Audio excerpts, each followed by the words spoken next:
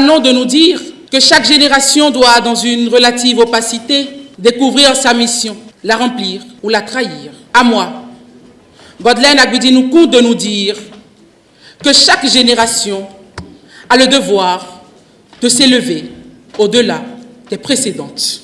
Retournons dans nos communautés, le cœur plein de feu, les mains pleines d'action et l'esprit tourné vers l'avenir.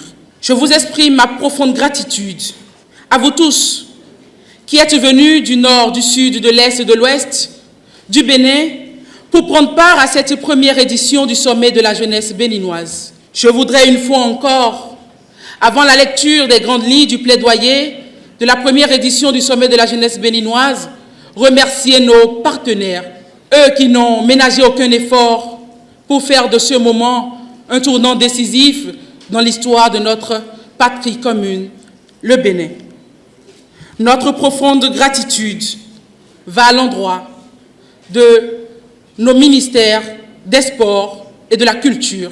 Notre profonde gratitude va également à l'endroit de la CEDEAO, de la Fondation Tierno Oloritogbe, de Porteo, de Agetur et de vous tous. Les grandes lignes du plaidoyer de l'édition 2025 du sommet de la jeunesse béninoise. Entrepreneuriat. Créer plus d'incubateurs et assurer la durabilité des entreprises et projets. Assurer l'accès au marché et au réseau de distribution en mettant en place une agence spécialisée dans l'obtention des marchés internationaux au profit des entreprises locales. Adoucir les conditions d'accès au marché public et faire une discrimination positive qui permette aux entrepreneurs locaux et débutants de pouvoir compétir. Mettre en place un fonds d'accompagnement et de garantie pour les postulants au marché public et les entrepreneurs débutants. Diaspora et relations internationales.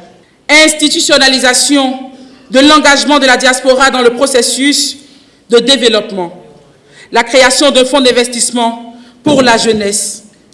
La mise en place de formations pratiques et de compétences adaptées au marché. Accélération de la digitalisation et de l'innovation. La révision des politiques fiscales et d'infrastructures pour encourager l'investissement de la diaspora. Le renforcement des relations avec les institutions internationales.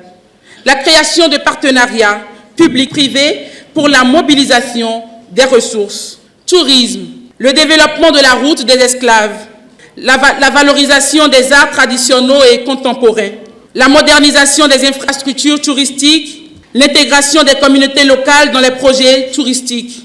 Intégration régionale. Faciliter le commerce inter-État.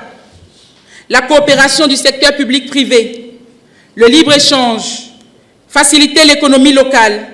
Faciliter la mobilité et l'accès aux services essentiels. Renforcer le cadre juridique et institutionnel pour une meilleure intégration. Sensibiliser l'union douanière par une coopération. Promouvoir le commerce interrégional. Sport et loisirs. Développement d'infrastructures sportives modernes. Promotion du sport à la base. Encouragement de l'investissement privé. Développement du tourisme sportif. Formation et professionnalisation. Développement des loisirs sains.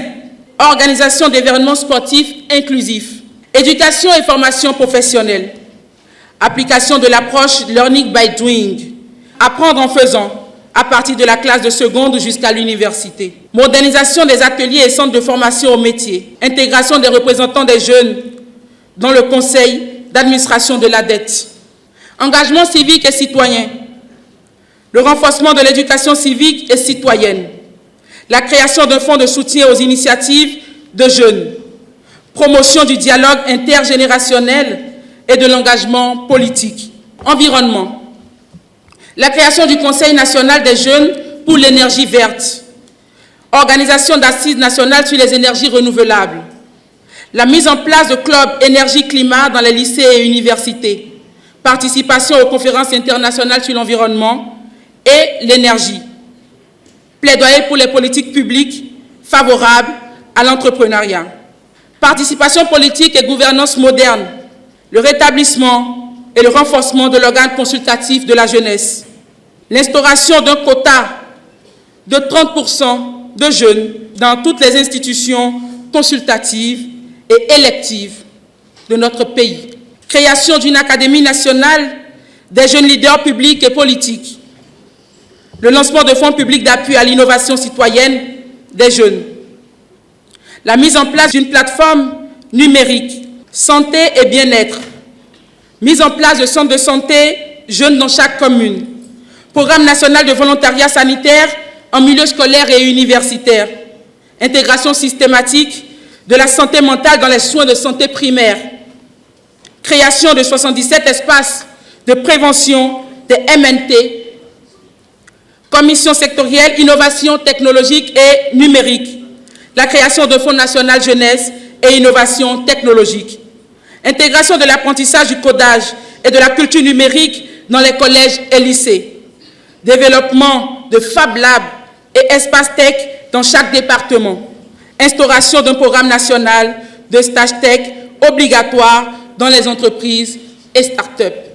Mesdames et messieurs, chères autorités, ainsi s'intitulent les grandes lignes du plaidoyer de la première édition de la jeunesse béninoise. 15 différents secteurs ont été abordés. Nous venons d'énoncer les grandes lignes et dans les prochains jours, les prochaines semaines seront organisées des activités de consolidation de ce plaidoyer, nourri bien sûr par les échanges qui ont rythmé ce sommet depuis hier et aujourd'hui.